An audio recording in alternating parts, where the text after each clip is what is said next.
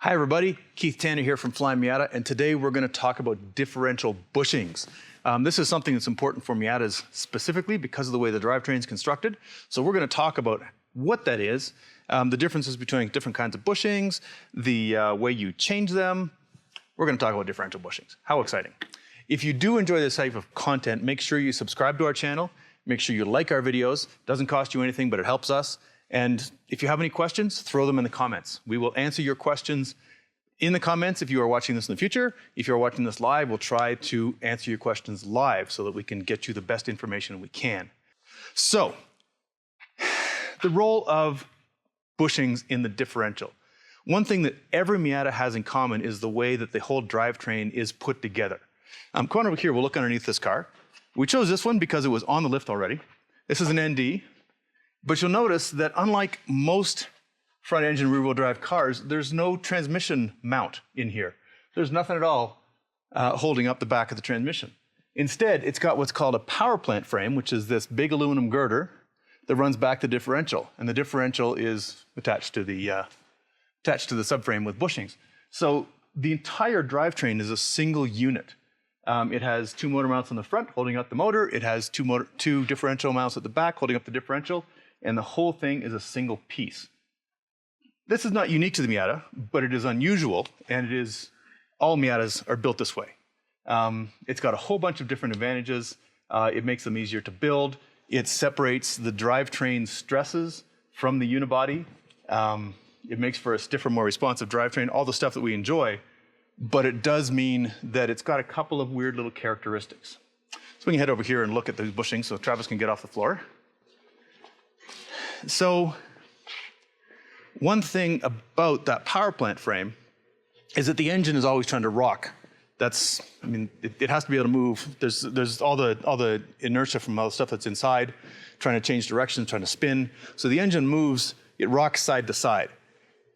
The differential doesn't. It stays fairly fixed on the car. And so the power plant frame is actually allowed to flex. It's allowed to twist over its length. It can't bend easily. It's very strong in bending, but it's surprisingly flexy in twist. Now, especially on the older Miatas, if you get too much twist in that, and you get some movement on the differential, you can have trouble with the 3 to 5 shift. You know, you're aiming for 3, you hit 5 because as you're shifting, the whole drivetrain has moved over as the engine changes its position, as it rocks over on its mounts and then comes back again, and all of a sudden the number 5 gate is where the number 3 gate used to be, and you lose your drag race. Or you're coming off the corner and your car goes, wah, wah, wah. If you've been driving Miatas long enough, it's happened to you. So one of the solutions for that is stiffer motor mounts. Problem is the engine is a big box of vibration. It buzzes all over the place. Stiffer motor mounts will have an effect on the drivability of the car, on the interior noise, on the buzziness of the whole car. You may or may not appreciate it. The other place to deal with that is at the differential. So I've got a couple of, well, at least one, this one's an NA because it's a 1.6. This one may be an NV, might be an NA. They're basically the same.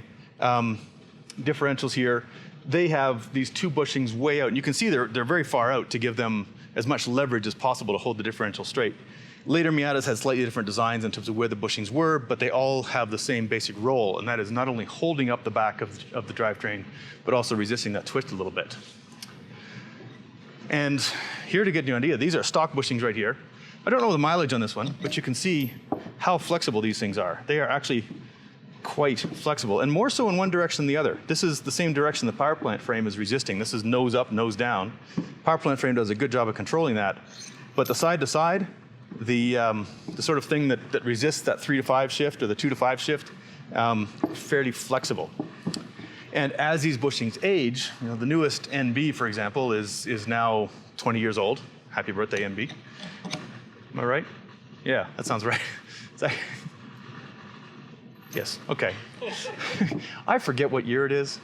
Anyway, yeah, they're getting old, and this rubber is degrading. So that makes you more likely to have problems with the 2 to 5 shift.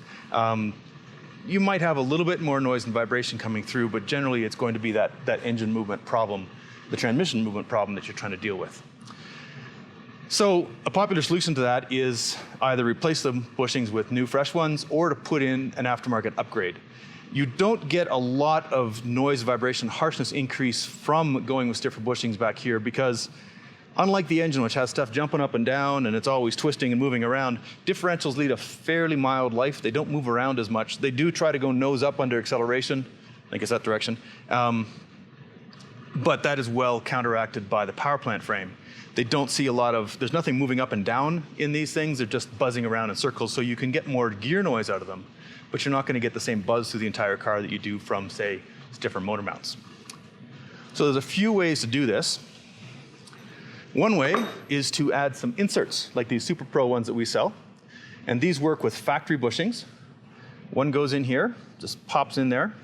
The other one goes in the bottom, which you can't see very well, but there's a void all around the bottom of this. I don't want to turn this over because I'm afraid I'm going to end up with differential fluid all over the workbench. But this basically just pops into place. And the differential retainer that goes underneath this is basically a giant washer with another rubber, a ring of rubber around the outside, and this slots in and fills the voids and makes this a much stiffer solution. Do not forget when you have the differential out to put those retainers back in, your differential will fall out. So this is the easiest option, and it's fairly straightforward. I cannot remember if you can install this upper one with the differential in the car. Maybe someone can jump in the comments. It's been a long time since I tried to do that. I usually have the differential out for other reasons anyway. But this one, you've got to drop the differential down about this far in order to get the stud clear and get this in place. You could always just put the bottom one for the super easiest option. That is something you could do in moments on an NA or NB when underneath the car. But if you really want the full effect, you want to put your little donut in there too. So that's one option. Another option is to go with a polyurethane bushing, like this one here. Judging by the color, I suspect this is energy suspension, could be prothane. I mean, polyurethane, many of them are much the same. And those just slide into place, and then this big boy goes in here, and there's a crush sleeve in the middle. So that is another option for you. Installation is relatively easy. Another option for you is these. These are the IL Motorsports differential upgrade bushings. These are very similar to the ones you can get from Mazda Motorsports. They're basically like the factory one, but they're built to be stiffer. IL says 40% stiffer, but looking at the design, you can see there's no voids in here. It doesn't have, this is not actually attached on the side here. So this one is going to be considerably stiffer when it's in the car and give you much better control of that differential. So as with everything with bushings, it's a matter of trade-off. It's a matter of how stiff the bushings are designed to move. That's why they're there. If you go too stiff, you're going to get buzzing from the back of the car. It could degrade your driving experience. If you go too soft, then you get that 2 to 5 shift. The happy place is somewhere in the middle. This is one that we're quite happy with, the IL Motorsports one, or the lower effort SuperPro inserts. So, do we have any questions over there yet? Yes. What questions do we have? Can excess play in an old or worn-out bushing cause damage to any of the drivetrain components? Can excess play cause damage to the drivetrain components? Interesting question. I suspect the answer is no, because all that's really happening is the drivetrain is being allowed to rotate more as the engine loads and unloads and loads and unloads, which is going to make it more likely that you're going to have trouble shifting because the gates keep moving around. Because the Miata shifter goes right into the top of the transmission instead of being attached by cables or something, transmission movement affects where the gates are. So you really don't want the transmission rotating around too much as you're trying to shift.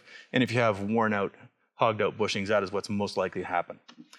There is also the solid option or Delrin inserts, which are basically the same thing. Maximum vibration, maximum load put through the arms of the differential. We'll talk about that in a bit. It's the most race car and least street friendly option you can go for. So it's not one we offer because we figure you can get as close as you need to with these redesigned IL bushings, but it is an option for you.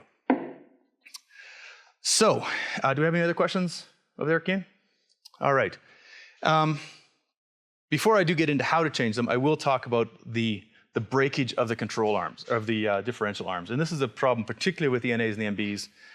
The later cars, they changed the way the differential's mounted. But the problem is that this arm can break off under very hard use. The reason for that is this notch. You can see there's a single notch on this one, on the 1.6. And on the 1.8, there's actually two. There's two notches. And the reason those exist is because if you're in a crash, a frontal collision, the entire drivetrain, as we mentioned, it's unusual in a Miata, it's got that power plant in the middle. It's one solid piece. For crash safety, you want the drivetrain to basically drop down under the car, submarine under the car, and be able to move backwards and absorb some of that energy.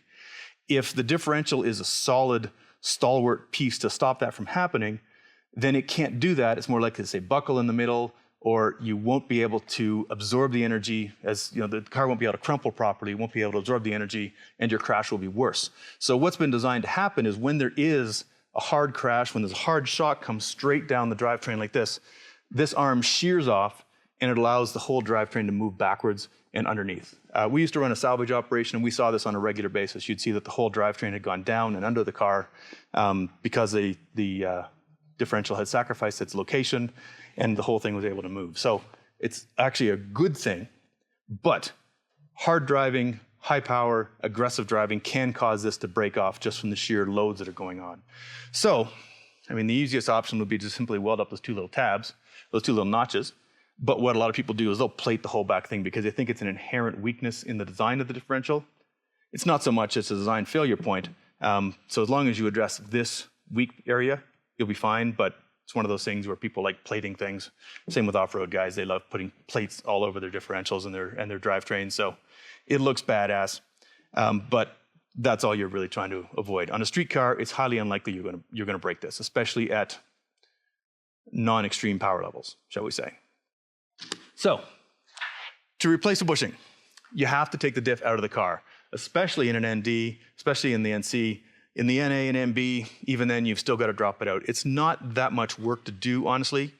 You pop off the half shafts, you take the exhaust off, and then you just undo the two retainers that are there. They have one big bolt and two little ones, and then the whole thing drops down. We did one last weekend, and it was the differential is quite a quick job.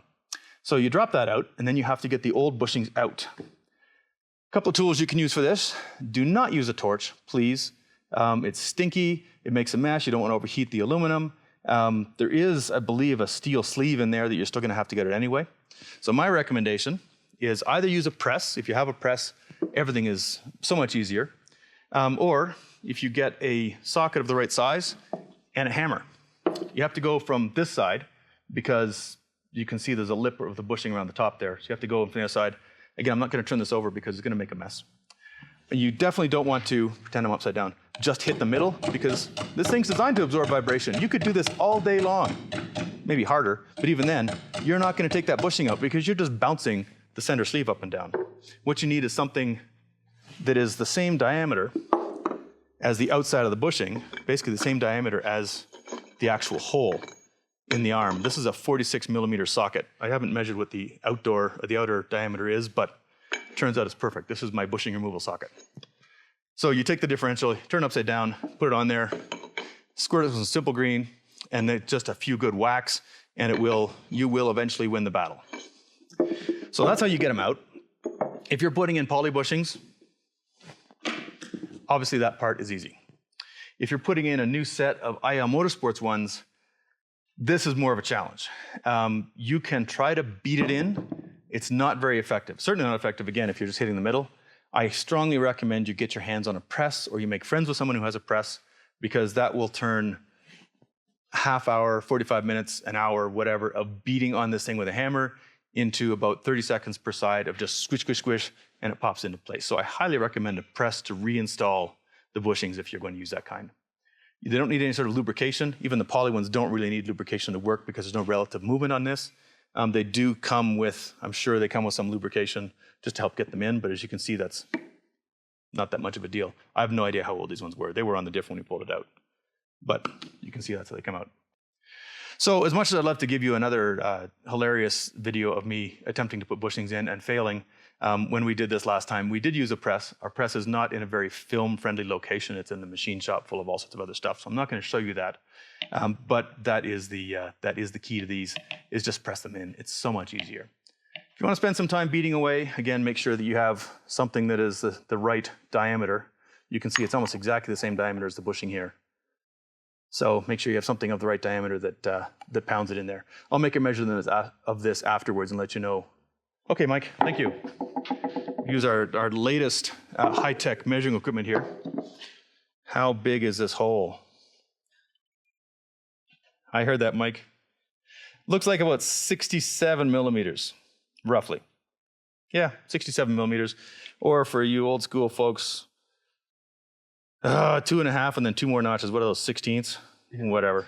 Yeah, measure it yourself. Fractions, man. Anyway, yes. So a little bit more than 2.5 inches.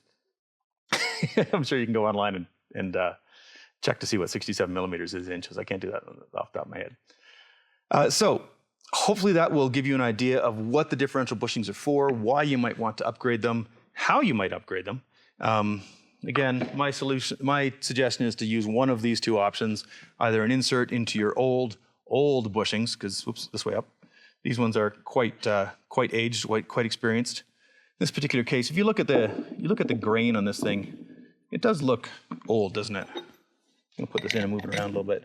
It's not cracking, but you can see there's a lot of little micro cracks on the surface there. I would probably change that one out. If I had this thing out, I would change them, and I would put in some new IL ones, just because make it feel as good as new. So hopefully that's been useful to you. If you have any questions in the future, please do throw them in the comments. We will do our best to answer them. We do read all of the comments. And again, as I mentioned earlier, make sure you subscribe to our channel. We have lots of content coming all the time. Very few hijinks. Mostly it's good, solid technical information or new product stuff, or we're talking about interesting things we're working on, some of our interesting cars that we're working on. There's one of those coming up before too long. Anyhow, make sure you subscribe. Make sure you like this video, because that will help us reach other people and get the information they need.